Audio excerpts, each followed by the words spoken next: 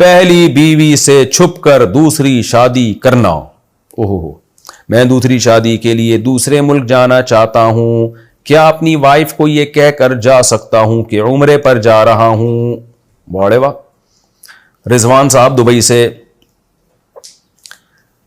رضوان صاحب، آپ پہلی وائف کو جھوٹ نہ بولیں، ان کو سیدھے سیدھے بتا دیں کہ بھائی میں جا رہا ہوں شادی کرنے، کیونکہ چھپن چھپائی والا جو کام ہوتا ہے نا، اس کے سائیڈ ایفیکٹ بہت ہوتے ہیں، اس میں بڑے نقصانات ہوتے ہیں. آپ جب پکڑے جائیں گے، وائف کو ہمیشہ کے لیے آپ پر اعتماد ختم ہو جائے گا کہ مجھے عمرے کا بولا تھا اور پہنچے ہوئے کہیں اور ہیں. یہ آج کل چھپتا وپتا کچھ بھی نہیں ہے، اس سے لوکیشن پتہ چل جاتی ہیں اور بہت سارے معاملات ہوتے ہیں. جھوٹ جو ہے نا، جھوٹ ہی ہوتا ہے.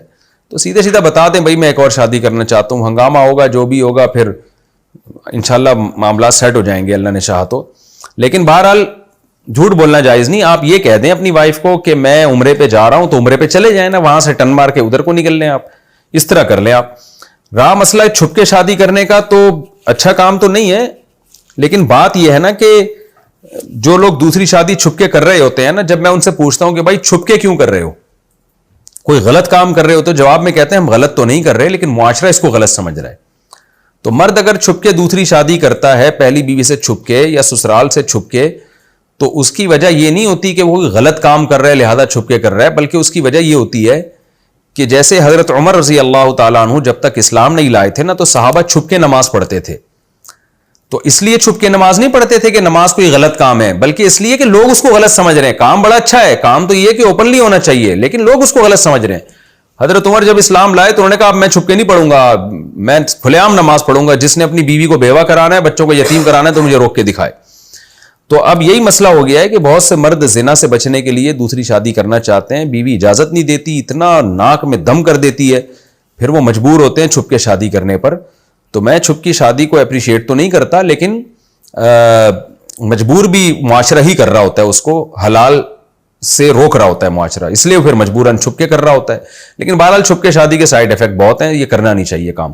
دوسرا مسئلہ یہ ہے کہ آپ دوسرے ملک جا کے جب شادی کریں گے تو شادی بیوی سے چھپا کے کریں یا بیوی کو بتا کے کریں، لیکن حقوق تو دونوں کو برابر دینے پڑیں گے نا. وہ کیسے دیں گے آپ؟ مثال کے طور پر آپ امریکہ گئے، وہاں آپ نے ایک اور شادی کر لی، ادھر آپ کی بیوی ہے، تو جیسے ہی آپ شادی کریں گے آپ پر برابری لازم ہو جائے گی. جتنی راتیں آپ نے پہلی بیوی کے ساتھ گزاری، اب یعنی اس شادی کے بعد، جتنی راتیں آپ دوسری بیوی کے ساتھ گزاریں گے، وہ ساری راتیں آپ کو پہلی بیوی کو بھی دینی پڑیں گی. تو اب کیا ہوتا ہے کہ لوگ جو باہر جاب کر رہے ہوتے ہیں نا، 8 مہینے باہر رہے، 8 مہینے تو دوسری بیوی کے ساتھ رہے اور 4 مہینے پہلی بیوی کے ساتھ رہے ہیں، تو یہ عدل تو نہ ہوا نا. تو اس کو آپ کیسے ایڈجسٹ کریں گے؟